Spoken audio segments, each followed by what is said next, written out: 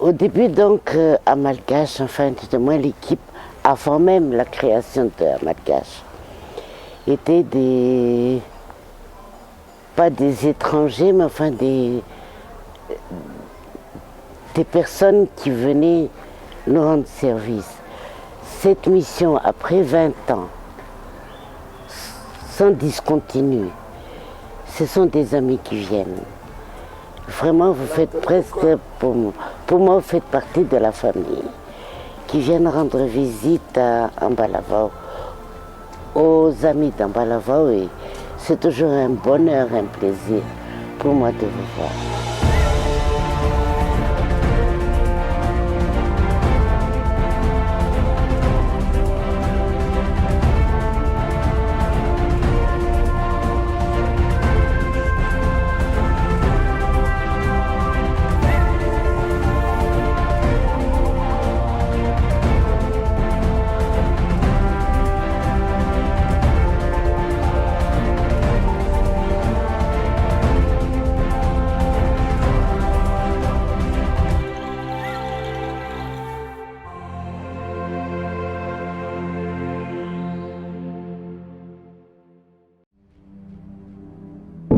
En taxi-brousse, bien que dans les faits, les heures étaient plus prolongées, j'avais tellement de choses à voir, j'étais tellement fascinée par ce changement, par cet endroit. J'avais l'impression de vivre un documentaire, que c'était vraiment particulier.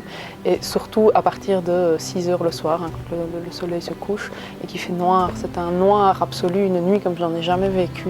Il n'y a pas une lumière à perte de vue et tout d'un coup on roule vite pour rattraper la lumière, rattraper la vie, parce que le noir absolu, c'est le néant total, total, total. Je n'avais jamais vécu une telle nuit.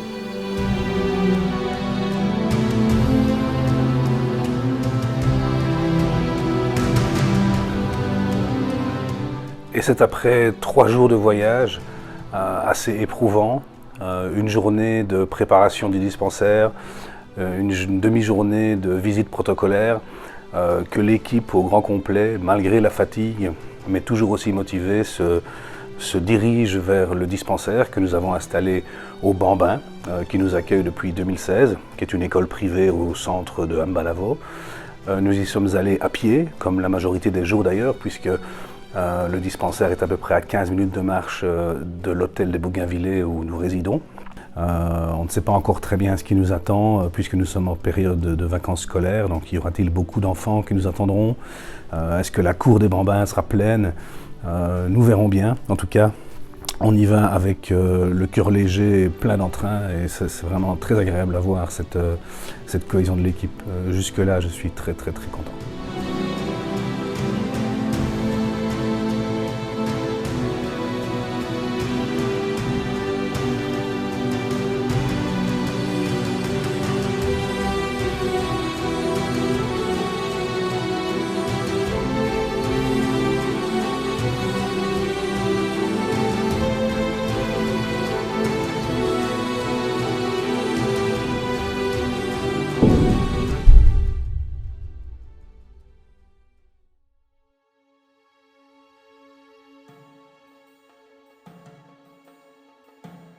On a tous les clichés qu'on connaît, si ce n'est qu'on les vit en direct, mais les clichés, on les connaissait. Et ce qui est impressionnant, c'est justement ces clichés en question qu'on voit dans les reportages ou dans les photos, que sais-je. C'est omniprésent, c'est partout, à tous les coins de rue, tous les gosses vivent dans des conditions assez impressionnantes, ou en tout cas vraiment une grande majorité. Mais c'est aussi le pays du sourire, quoi. Et moi, c'est ça qui m'a vraiment fort marqué, c'est l'optimisme de toute cette population qui vit dans la misère, qui, pour la grande majorité, n'aura jamais l'occasion d'aller voir ailleurs que leur pays, et qui donc, voilà, vivent, pour pas dire survivent.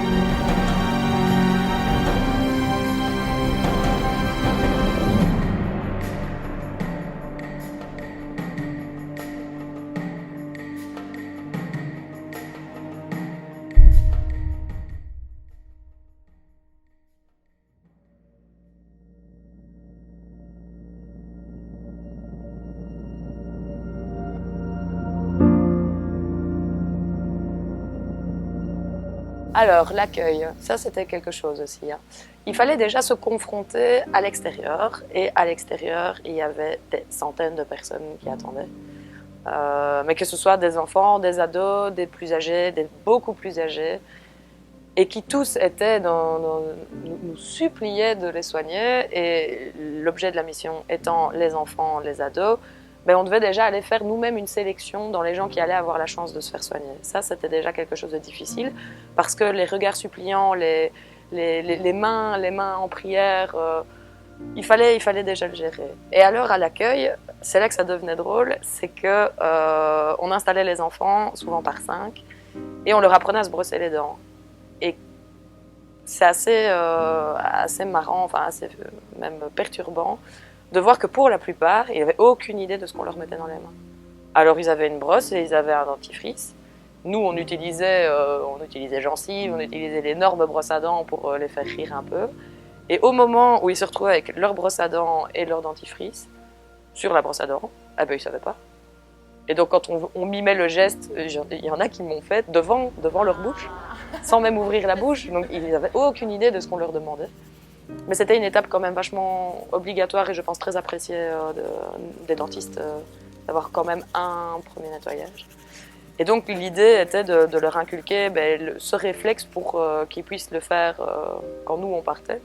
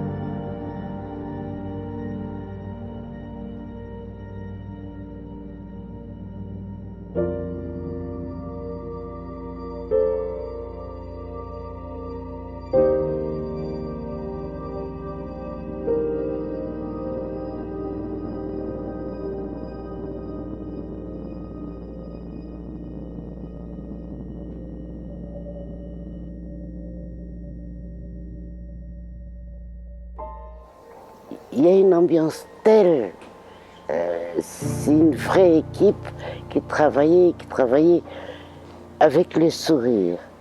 Et on sentait à travers chaque geste, il y a presque de l'affection pour les malades.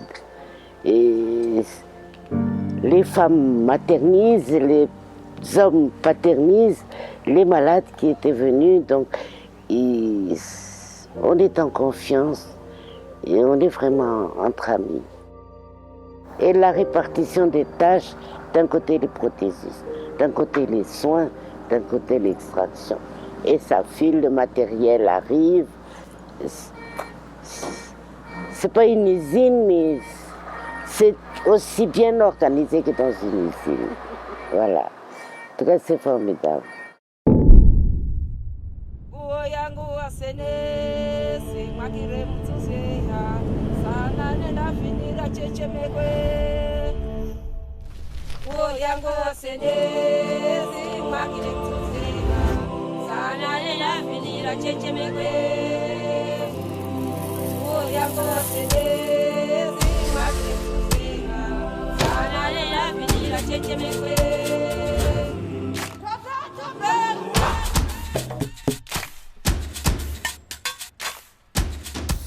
Alors, ce qui nous fait revenir à Madagascar, en tout cas du point de vue des praticiens, je crois qu'on retrouve l'essence même de notre métier.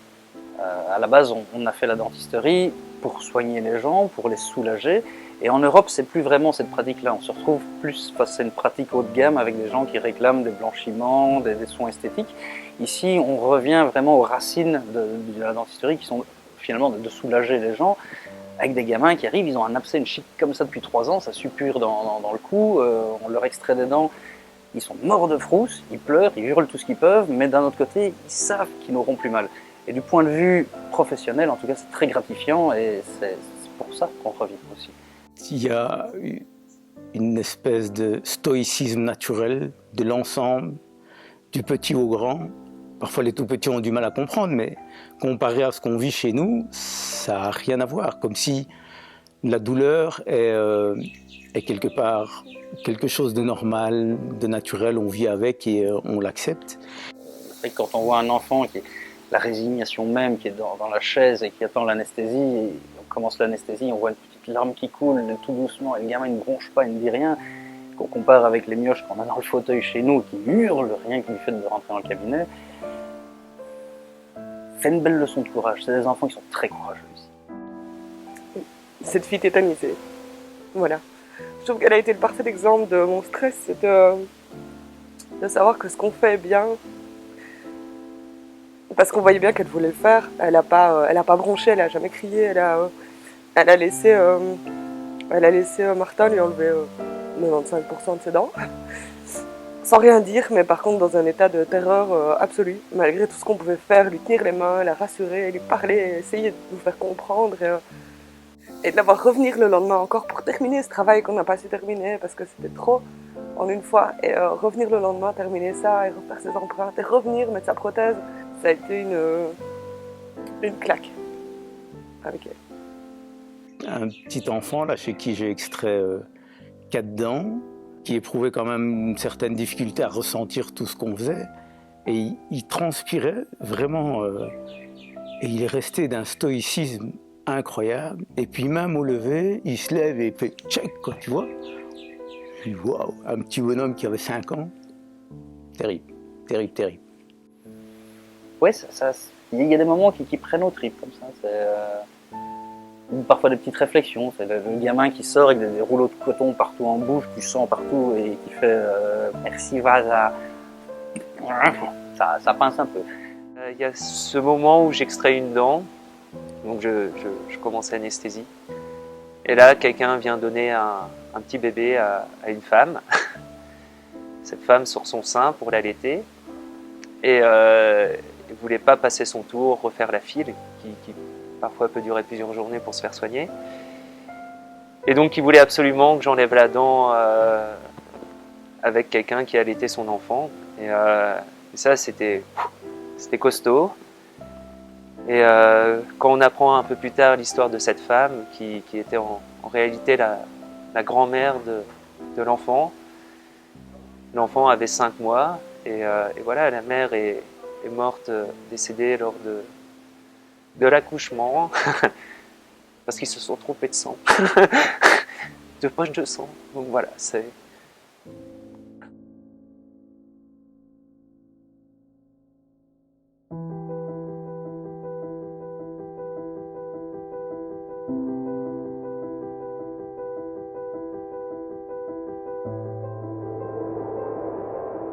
Pendant cette mission, en plus des extractions, on prenait nos patients et on allait faire des empreintes. Et il y avait également des bouchons au niveau des empreintes, au niveau de la prothèse. Et c'était délicat parce qu'on avait très peu de matériel, en tout cas pas suffisamment. Donc c'était toujours en mode économie. Et donc voilà, je me suis dit, voilà, j'y vais.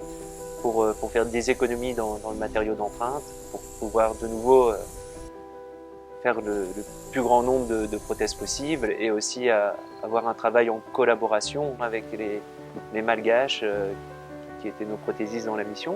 C'était vraiment bien, je pense qu'ils m'ont appris des choses et voilà, et je pense modestement que j'en ai appris et voilà, ça a commencé à rouler.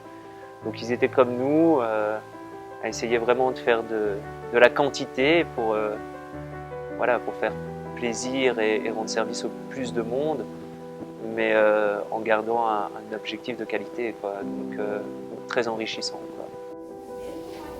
Je crois que ce qui serait chouette aussi, que j'aimerais bien faire, c'est aller passer un petit peu de temps avec Jérémy. Parce que lui il a le bon côté, là. Avec ses prothèses, c'est top. Donc Jérémy, il place les prothèses à la fin. Donc il rend le sourire. Lui, il rend le sourire. Je pense que ce sera émouvant. Rien qu'en parler, je sens que c'est émouvant déjà. Ça va être émouvant, donc c'est clair. Ouais.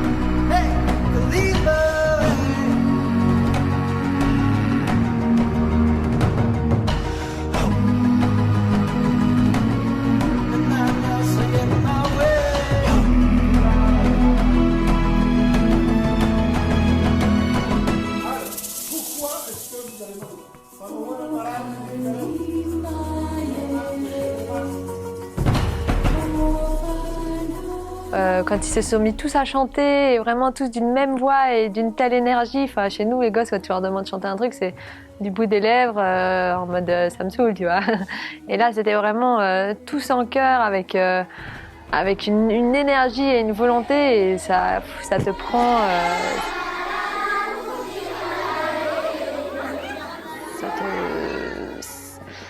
ça te remplit d'émotions, je sais pas comment dire, c'est un partage d'une telle énergie et que tu reçois et tout cet amour aussi en fait, tu reçois beaucoup d'amour avec tous ces enfants là.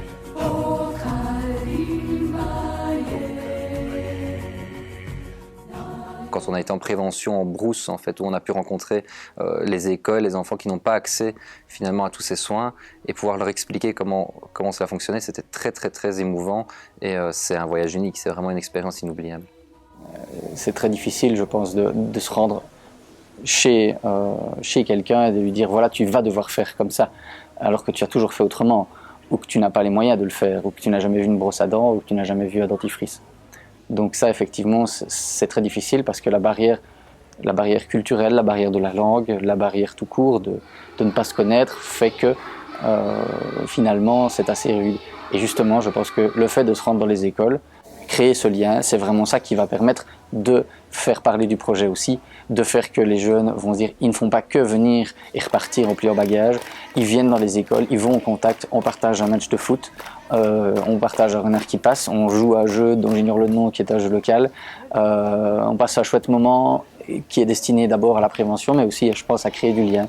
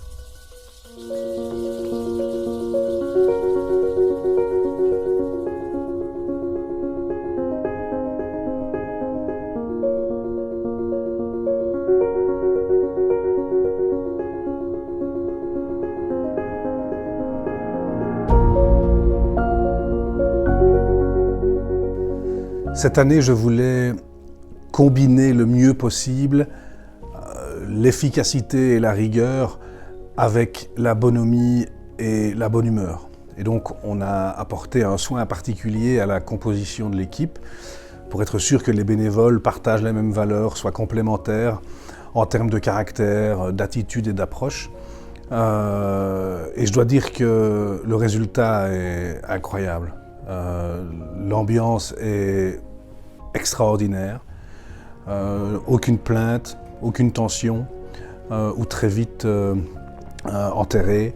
La bonne humeur règne, c'est à la fois les rires, mais en même temps le travail et le sens du devoir et du travail bien fait, c'est vraiment, vraiment génial cette fois-ci. Madagascar vient de gagner la Coupe d'Afrique des Nations. On va refaire le classement talent des mains de la chirurgienne. Elle nous fait un magnifique Je n'ai jamais dépassé mes coloriages. Jamais. Jamais. Jamais, jamais. Jamais, jamais, jamais. J'étais prédestiné à faire ça. Impressionnant. Il y a une espèce de corps, d'unité de l'ensemble de l'équipe, où tout le monde voit les choses de la même façon, délire de la même façon. Il y a une solidarité générale, chacun vient voir et est attentif à l'autre. Oh, c'est bien, regardez, il est tout calme. Quand d'habitude tu joues un groupe, surtout un groupe de cette taille-là, tu t'attends à avoir à un moment des personnalités parfaitement incompatibles, des micro-groupes. Et là, depuis la première seconde, j'ai pas ressenti ça, quoi. On n'est pas là, et là on est au 4e jour, et j'ai l'impression que tout le monde s'approche de tout le monde de manière tout à fait naturelle. Il n'y a pas de clan, il n'y a rien, et ça c'est exceptionnel.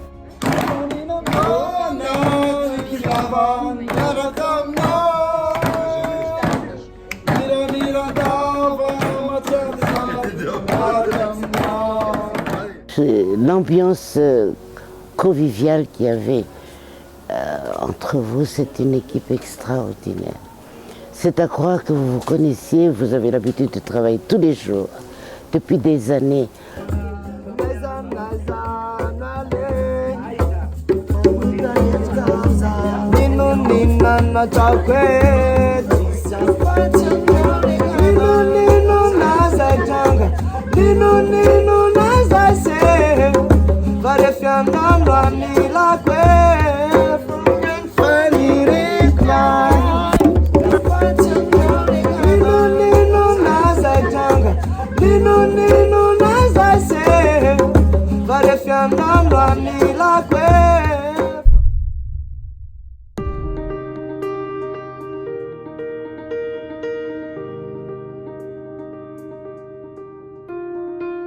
Je sais pas, il y a une révélation qui m'a frappée, mais comme si on m'avait lancé le taxi brousse de Benj dans la tronche.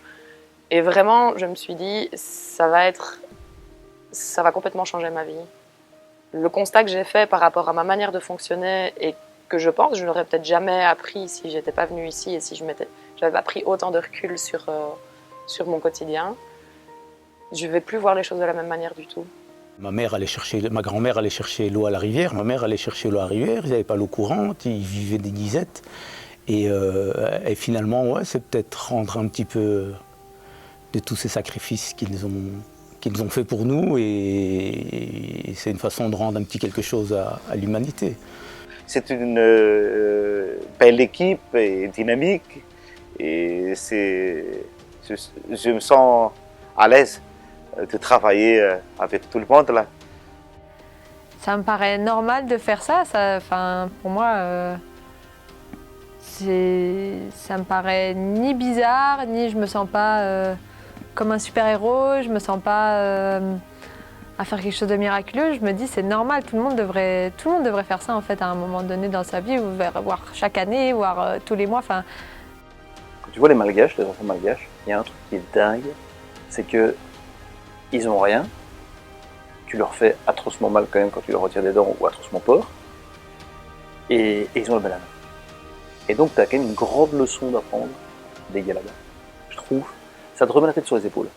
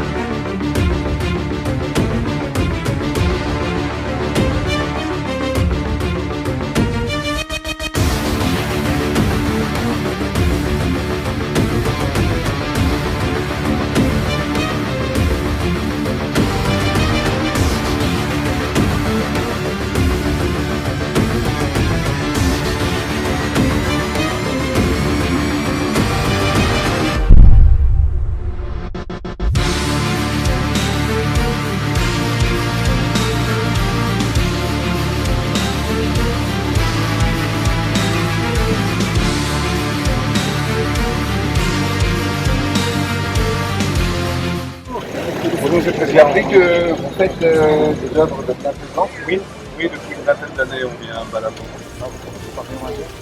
Terrain synthétique, je crois.